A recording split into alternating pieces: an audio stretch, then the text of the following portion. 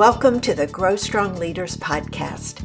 I'm your host, Meredith Bell, and I interview business leaders who are committed to their own growth and the development of everyone on their team. If you enjoy my podcast, be sure to subscribe and rate it on your favorite podcast platform. Thanks for joining me today. I'm your host, Meredith Bell, the heart-centered connector. Effective communication is the heart of every connection I make, and it has to be at the heart of every workplace for people to thrive. And that's why my company, GrowStrongLeaders.com, sponsors this podcast. We are on fire about getting our exceptional books and tools in the hands of millions of people in the workplace. You can learn more at GrowStrongLeaders.com. Today, I'm really excited about my guest to have on my show today, Amii Barnard-Bahn. Amii, welcome to my show. Thank you. Thanks for inviting me. Well, it's going to be such a great conversation, and I want to introduce you more formally to my audience first so they understand the breadth and depth of what you bring to the world and to our conversation specifically today. Amii is a former Fortune Global 50 executive, and she's now a consultant to the C-suite and other leaders at global companies like Adobe and The Gap. She's recognized by Forbes as one of the top coaches for legal and compliance executives, and she's a member of Marshall Goldsmith's 100 Coaches. Amii guest lectures at Stanford and UC Berkeley, and she's a contributor to esteemed publications like Harvard Business Review. And also, Amii is a lifelong diversity advocate. It's a new topic for many companies, but this has been a passion of Amii's for a long time. And she testified for the successful passage of the first laws in the U.S. requiring corporate boards to include women. That was such an important step, Amii. Thank you for doing that. Sure. And today we're going to focus our conversation on her latest creation. It's an assessment called the Promotability Index. And she's going to let you know how you can take that for free at the end of our conversation today. And she also has written a companion book for that assessment called the PI Guidebook, How the Promotability Index Can Help You Get Ahead in Your Career. So Amii, such a diverse journey you've had. Give us kind of a condensed version, because I know I didn't cover everything you've done, but what are some of the experiences that have brought you to the work you're doing today? Thank you, Meredith. Well, I started as an attorney, and then I spent about 20 years working in Fortune Global 20 organizations, working my way up to senior executive roles, such as Chief Compliance Officer, and Chief Administrative Officer, and Chief Human Resources Officer. And in the C-suite, the best way to be a revered leader and successfully drive business strategy, in my opinion, is to build healthy workplace cultures. And I know you agree.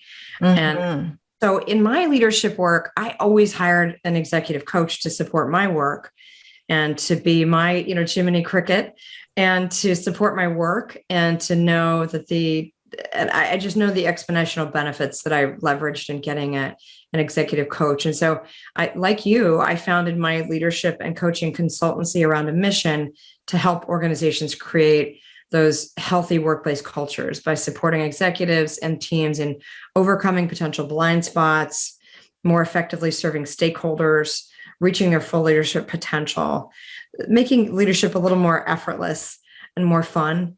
And ultimately, I believe leading happier lives, because we spend a lot of our time at work. And so it's very important for it to be a healthy place to be, where we can really feel fulfilled and that we're contributing. And so to do this in a way where employees thrive, leaders must progress to a higher level of performance, and teams must be engaged and motivated to do their best work.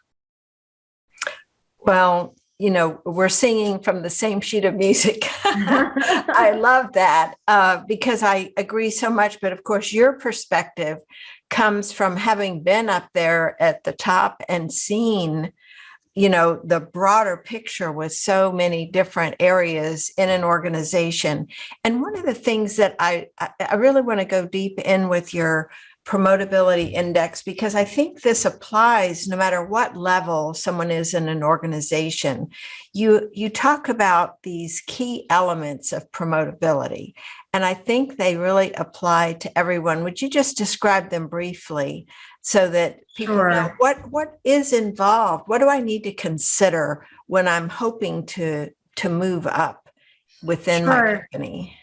My goal was to give everyone the advice I wish I'd gotten, and reverse engineer promotion so that really it's accessible to everyone, as we talked about diversity earlier. And so that's a part, my values are embedded in this, and it's the stuff I wish I'd known. And so when I look back on who we promoted when I was on the executive team and who moved up, both as chief human resource officer, et cetera, and as a hiring manager, I can divide it into 5 categories. And it was around being self-aware, knowing yourself, what your values, motivations, preferences are, knowing what you're good at, what you're not good at, and where you want to improve.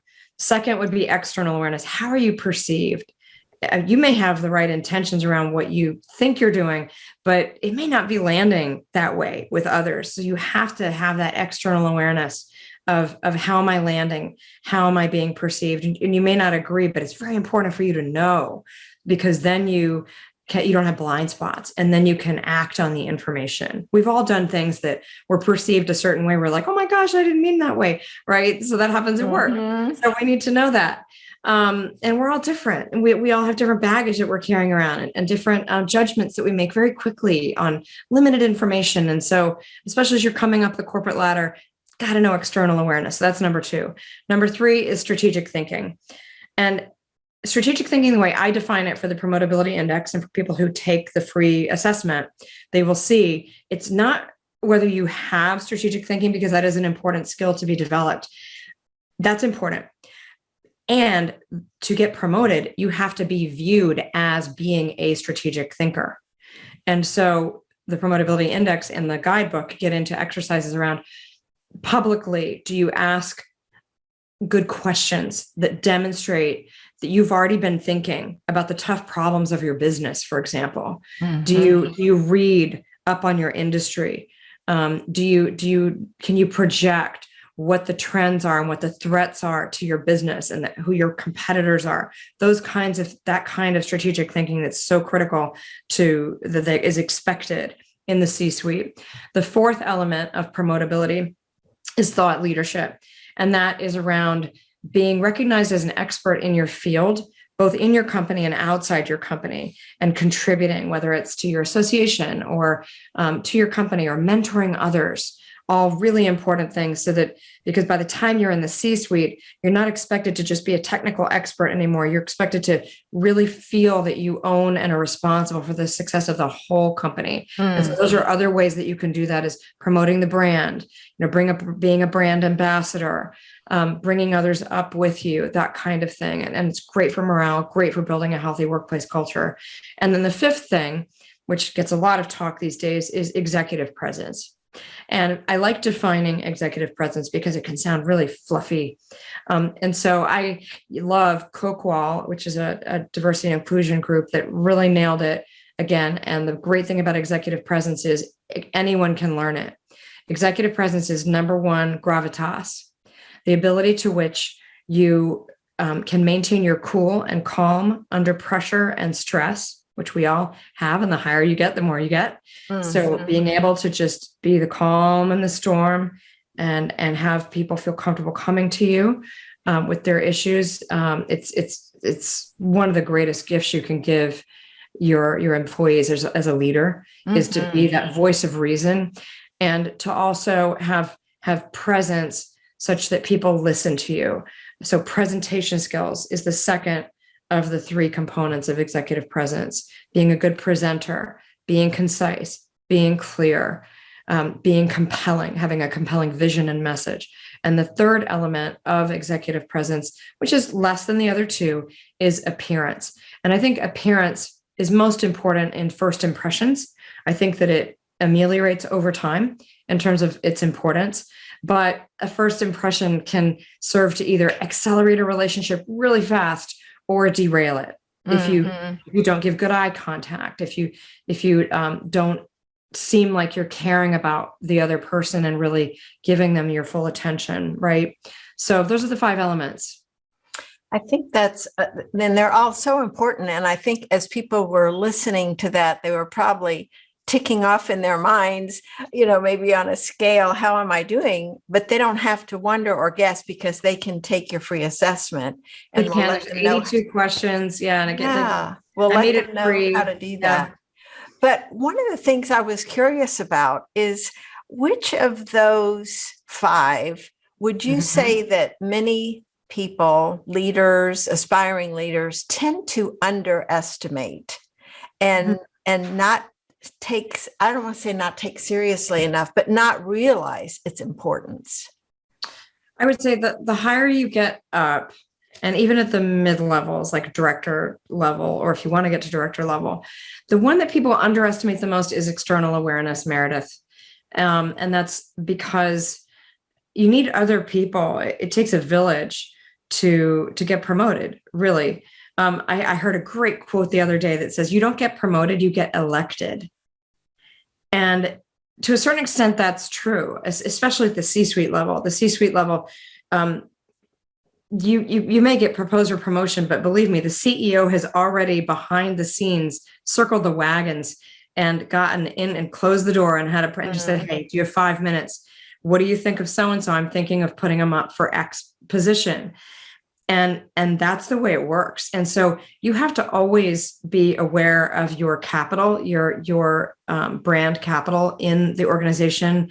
Have you done a stakeholder analysis? Do you know who's important? Do you know who's influential? They may not be in your line of reporting or on your radar at all, but it's something you need to be, depending on your career goals and how much responsibility you want. And it's not for everyone. And this is probably a good time to mention too, that even though I called the book and they got the index, the Promotability Index, for me, promotability has a broader definition than simply getting a promotion or more money. It means a growth mindset and not becoming expendable, which is a risk these days. We've got AI coming. We've got a global economy. We've got a pandemic. I mean, we have all kinds of things. So anyone who just, wants to keep growing and keeping their job interesting, who wants to do the same thing for 50 years? I don't, and we're living longer. So promotability to me is also, just keeping your eye on the ball, especially as we get older. Maybe you want to be an individual contributor and you never want to manage people. I've gotten that question before when I've done master classes for companies on the Promotability Index. It's perfectly fine and normal. And where else can you grow? Have that conversation, because the Promotability Index works for that too. That's great. And I think that's really important to know. So for folks that now know how important it is to have that external awareness, what are some things specifically that they could do to get that information, to be proactive, to be, taking the initiative without waiting, say, for the company to do a formal 360 feedback? What are some right, which not everyone has access to, right? Right, exactly. My clients do, and sometimes I'm fortunate to inherit some prior ones. But the number one thing to do is to create a psychologically safe environment to where you are receiving feedback. You create natural feedback loops, and it's something that I would operationalize, meaning make it a habit of your business practice, because it protects you. It's scary and it can feel difficult at first. It requires some practice, but I would tell you, if there's one thing that I could tell my younger self, it would have been get good at giving and receiving actionable feedback that is fact-based, that is not personalized, that is just, this behavior is this is how it's showing up. This is the impact. How can I help? Or, are you open to some feedback? So what people can do is, it's particularly powerful with your boss, but it's also super helpful with stakeholders and with your direct reports, because then it sets the expectation as well. I think it does two things. It sets an expectation that feedback is natural and normal and healthy, and that it goes both ways, right? So the number one thing I would recommend people do is to ask their boss, hey, at an appropriate time, not when you're rushed, not during compensation time. You want it to be feed forward. You don't want it to be the look back. Mhm. You want it to be aspirational and again, future looking. Is, what one thing could I do that would make me more effective in my job? And be quiet and just listen. Mhm. And that can be very uncomfortable, especially if your boss isn't someone who is good at giving feedback. Some are not, unfortunately. I coach some of them, but some are great at it. And some will say, "That's a great question. Let me think about it, and I will get back to you at our next one-on-one." I've had that response sometimes, and then you get a very thoughtful answer. If you just ask for one thing, it doesn't feel overwhelming to the person. Mhm. You're showing that you care. So it checks a lot of boxes. It shows, number one, I want to get better. Number two, I'm willing to be courageous and humble in front of you and asking you, what you think. And number three, by not being defensive, the key is you do have to do it. There is a right way and a wrong way to do this. The right way to do it is you just say thank you. That's it. You listen, you take notes. If you have some clarifying questions, like, can you give me an example of when I did this? Or if it happens again, could you please point it out to me privately? I would really appreciate it. That kind of thing. But do not get defensive, even if you disagree with it. And I know that's really hard. But again, we're trying to surface the perception. This is the external awareness that you and I were just talking about. So it's a gift because it's the only way you would know. You may be shocked. I've had some clients who are like, "Oh my God, I had no idea they felt that way." And then it's been great. Are you motivated to work on it? Yes. Okay, let's get at it. Let's nail it.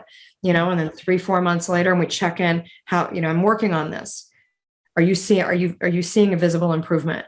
Mhm. And if not, okay, what else can we do that would help? And so it's extremely important and really powerful.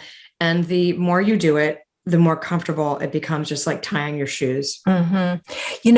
As you were talking, I was thinking about what gets in the way of somebody receiving it graciously. We have a chapter in our book, on receiving I bet. graciously, because we really do that. To me, that self-awareness kicks in when we are in this state of asking. True. So that we notice our body language, our facial expression, because especially if it's a direct report that's actually had the courage to be honest with us, they're watching to see how are we responding to this, to know whether it's going to be safe for them to be honest again in the future.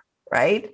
Yes, because if you do not create that psychologically safe space, you will never hear from them again about that. Yeah. And I think that's really important because we all have these blind spots. And if people aren't willing to tell us, it's going to sabotage our career. Or, I have business owners who are listening.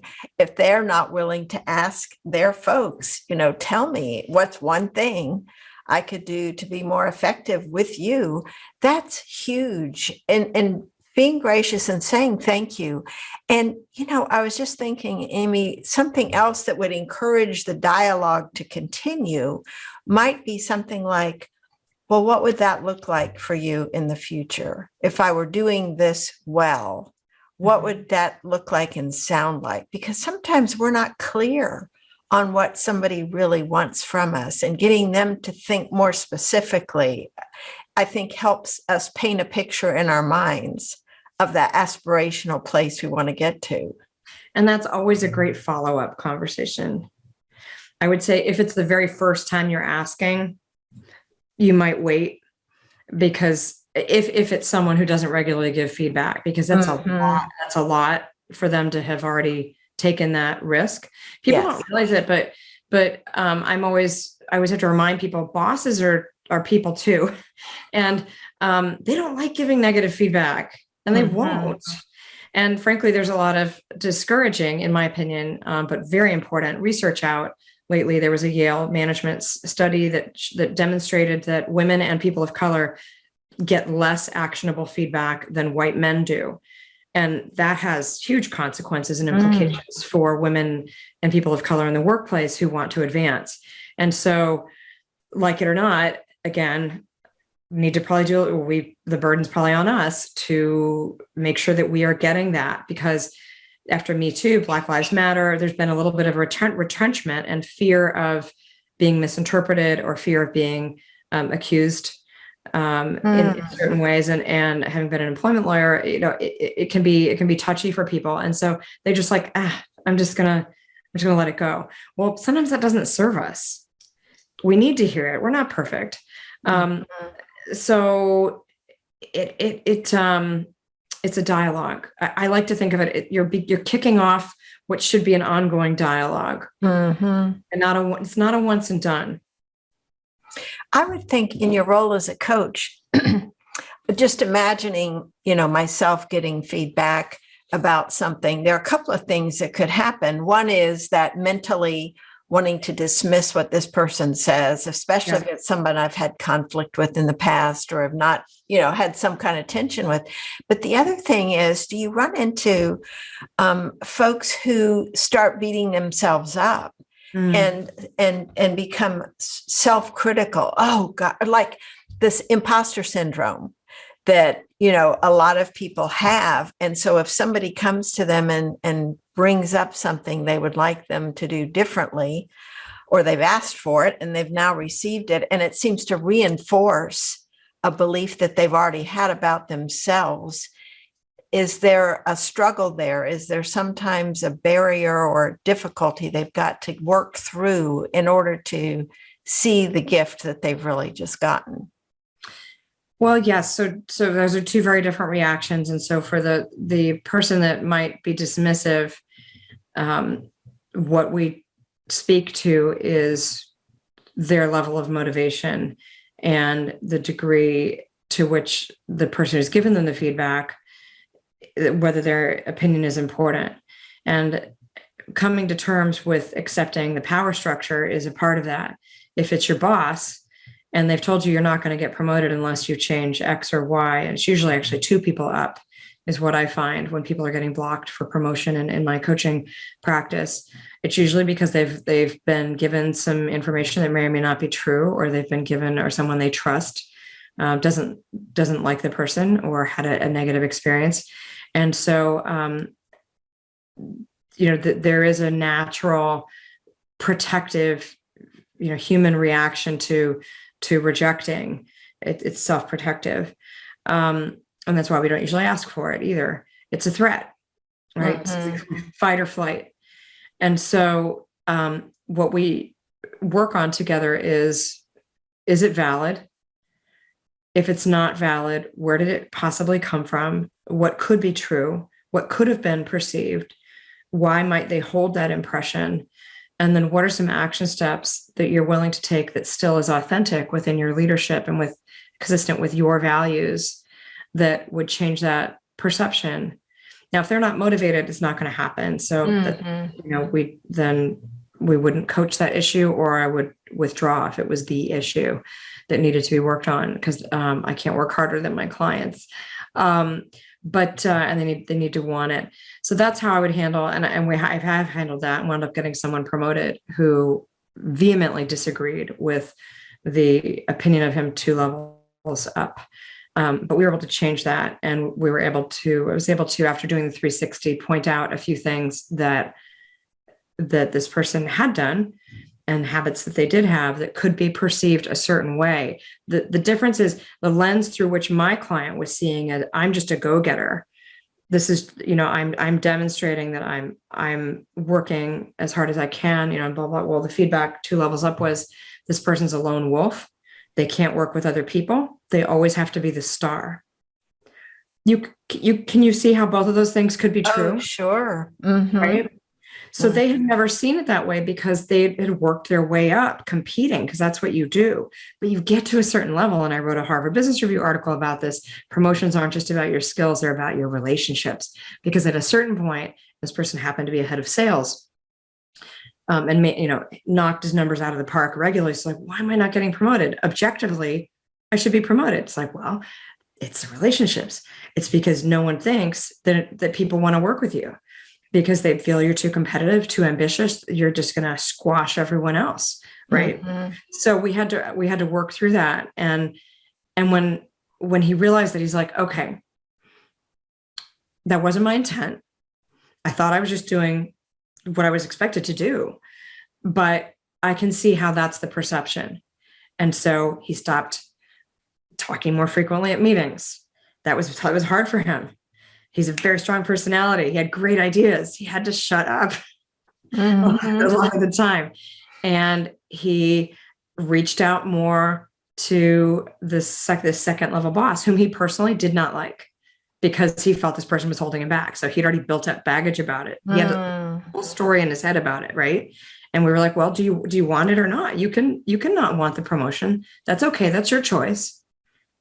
And if you do want it, these are probably some wise things to do. Build the relationship, pull back a little bit, demonstrate a little more equality and respecting your peers' opinions and bringing them up, mentor them, like demonstrate your skills in a quieter way. And that was not easy for him. But it was a wonderful coaching engagement. He's a fantastic person, and I think is poised to be a fantastic leader. So that's one example. Mm-hmm. The imposter syndrome hits women, and I would say people of color a little bit more.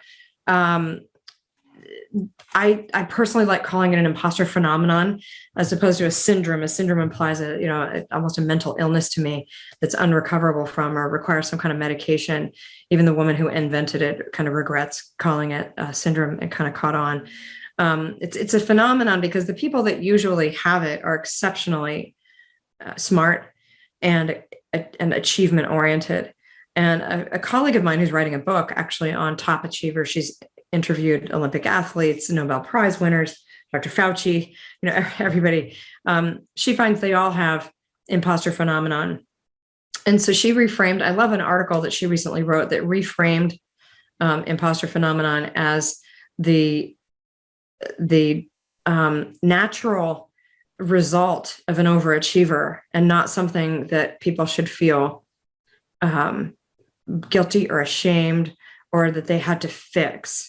It needed to be watched. It needed to be managed. You want to be kind to yourself. You don't want to become, you don't want to let it traumatize you, the feeling that you're never good enough. I mean, but ambitious people feel this.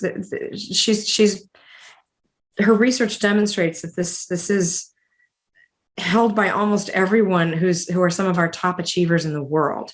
So I would share with your audience that, if they're feeling that, they're in good company, number one, and number two, try to think of the benefits that means, because if you didn't care about achieving, you wouldn't have it. But then think of all the things you might not achieve that excite you and that get you up in the morning and that make life and the world better, hopefully for people. I love what you just said. I was just thinking of a book I have been reading called The Ultimate Coach about Steve Hardison. And he coaches very successful people, entrepreneurs, people that are doing big things in the world. And what was interesting in reading, because it's just filled with stories of their experiences working with him, and the underlying thread of all of them is this feeling of unworthiness or not deserving or, in some way falling short, criticizing themselves. So I don't usually use that term imposter syndrome, but I like the way you changed it. But the underlying theme is I'm falling short somewhere. I'm not enough just as I am. And I think that one of the key aspects to me as we're talking here about promotability is having that intrinsic belief in yourself that you are worthy of promotion, whatever form that looks like. If it's being, and staying as an individual contributor, continuing to make significant contributions to the organization or wanting to move ahead, that sense of confidence in your abilities. And that, I guess, goes back to self-awareness to some degree, giving yourself credit for what you know and what you've done. It is important. I think I keep a sunshine folder. I have my moments too. And so I highly recommend when you get a nice compliment from someone, when you just ace something or you get an award, or just a thank you from someone you've mentored or has been a prior direct report. Print it out and drop it in the file, because we all have our sad days. I mean, particularly the last 2 years, I'm sure they've increased for people. And we know that mental illness has been a very big challenge for people. And it's isolating especially if you're an extrovert. So I do that, and I highly encourage my clients to do it, because they are high achievers as well. And so this happens for them too. And it's important to respond to the negative voice in your head and say, that's not accurate. Look at all this other data I have. Look at these lovely notes I receive from people saying that I impacted their lives positively and that my work matters. And so, sleep is important. How we, being healthy, how we eat, who we listen, the voices we listen to. We have to make active choices around who we listen to, and having an unofficial board of advisors and a few close friends that you trust, that you can just call and just say, hey, I'm having a blue moment. Can you talk me down? It's really important. I can see where that is. And it seems that in the workplace, knowing that you have allies who, can serve that function for you would be also, it would help you stay in that place a shorter amount of time. Yeah. Doing that kind of self-encouragement, I think, is important too. But thank you for acknowledging that, yes, we all have these moments that's normal, and that we don't need to beat ourselves up and become then more negative, more critical of ourselves for having these moments. Because I think sometimes that word "should" just jumps in there. I shouldn't feel this way, or I shouldn't think this way. No, it's normal. That won't help. There are things that literally you can do to break yourself out of it. If you're ruminating, for example, if you're stuck in a cycle, literally getting up and taking a walk is one of the best things you can do. Or putting on some music, or completely switching tasks. Your mind needs to be sometimes, we still have, at some points, it seems like an unsophisticated or unhelpful mind. And in this case, this is one of those things. And literally it's been proven if you get up and move around, you can move your mind off of it.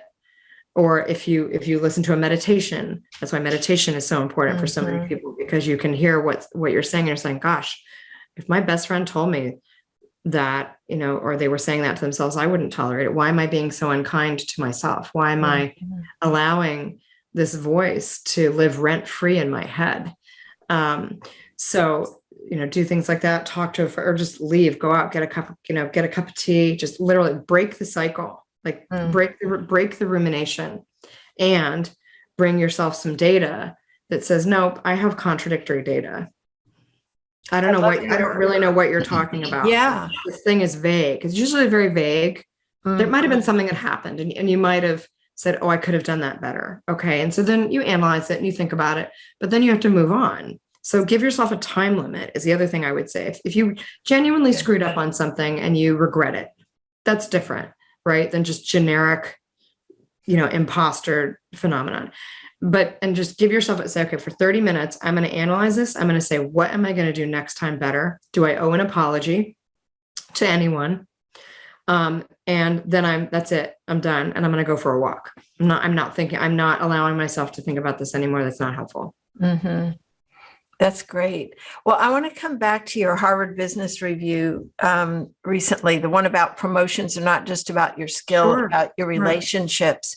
And drawing from your own experience in the corporate world, what are some things that you found were important in initiating, forming, establishing, and maintaining strong relationships with key people? And and this to me is an important point, and being authentic about it, not like it's a strategy, I've got to do this, but more thinking. You come across as very fake too. Yes. It has to be consistent with your personality, what you're comfortable with. And you want to stretch yourself a little bit as well, depending on what your goals are. So, in the article, I give 5 different areas of ways that you can build your relationship. One we've talked about, which is mentoring others, which is a very nice way to develop your leadership skills, especially if you're very early stage. It is the way that I learned my initial management skills. That and volunteer nonprofit work are 2 things that I recommend for people who have not yet been given the privilege of leading others, but who really want it and want to be good at it and want to develop the skill. Well, the best way to start is by doing it unpaid, by being a mentor and by taking a leadership role in your association or in a nonprofit that's meaningful to you. I would never suggest you just do it, for the outcome, because the outcome's not guaranteed. So you should like it. Life's short. So you want to pick things that you like. But if there's someone that you can help, that's going to feel really good. If there's a nonprofit that needs your help that means a lot to you in the arts or in animal welfare or healthcare or whatever it is, they always need help. And you can be the chair of the board and you can get I got incredible leadership experience that way, leading a volunteer board. Believe me, if you can motivate and lead people that you aren't paying, you're going to do very well in corporate later on. So it's really good experience. And then the other thing is just knowing what you're good at. So we talked a little bit about self-awareness, but knowing what you're good at and sharing that with others, not like being like, this is mine. And this is the, being insecure. This is the only thing that makes me special. Because number one, I think that shrinks you long-term in your mind and in your options, because you need to learn more and more and more and more. If you want more responsibility, you become less of a technical specialist. You hire people for that. And then sharing that with others is a generous thing. Say, hey, I noticed, you seemed uncomfortable with Excel. I'm really good at it. Do you want me to help you? I could teach you a couple things, right? That's a nice way to build the relationship. People really appreciate it. Yeah, I'd love that. Thank you. Right? Just think of, what do they need? How can I help them? Like, what skills do I have that they don't have? And how do I share that? That demonstrates that you're a giving person, that you're generous, and that you're confident about your abilities. That goes back to the external awareness, just noticing where somebody might be struggling, where you could be helpful instead of being so narrowly focused on you and what you're trying to do, putting your head up and looking around and saying, who could I help based on my area of expertise? I love those suggestions, Amii. Thank you. Well, we are at our time. And so I would love for you to let my listeners know, how can they get that free assessment for the Promotability Index and get your guidebook and then connect with you and learn more about your services? Thank you. Well, I'm very open to connecting. My website is barnardbahn.com, all one word, and it has everything on there. My book is available everywhere books are sold. And it's in 4 different formats: Kindle, an ebook, and a digital interactive, and a hardcover and a paperback. They can get the assessment also through a link on my website through the Promotability Index page. But if they're in the United States, they can also get it immediately by texting the word "Promote Me," all one word, to 44222. And we could put this in the show notes too, if that's helpful. Oh, wow. And then I have a resources page on my website with hundreds of free leadership resources. And I have a newsletter a couple times a month, just depending on how much my writing and client work is in a given time. And that's free. And they're welcome to sign up for the newsletter as well. And all of that is also on the website at barnardbahn.com. Great. And I'm open to connecting on LinkedIn and Twitter. And I'm also I'm on Instagram and Facebook. I just use it less. I primarily use LinkedIn and Twitter a bit.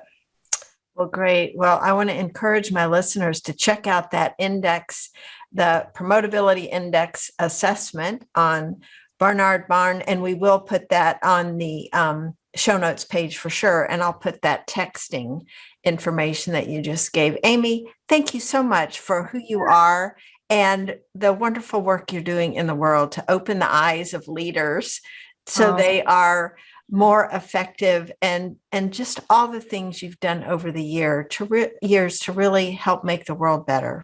I appreciate you. It's a privilege. Thanks for tuning into my podcast. Now head over to growstrongleaders.com. And check out our 2 books, Connect with Your Team and Peer Coaching Made Simple. While you're there, download the free Facilitator Guide to find out how to implement our unique peer coaching system. Until next time, I'm Meredith Bell.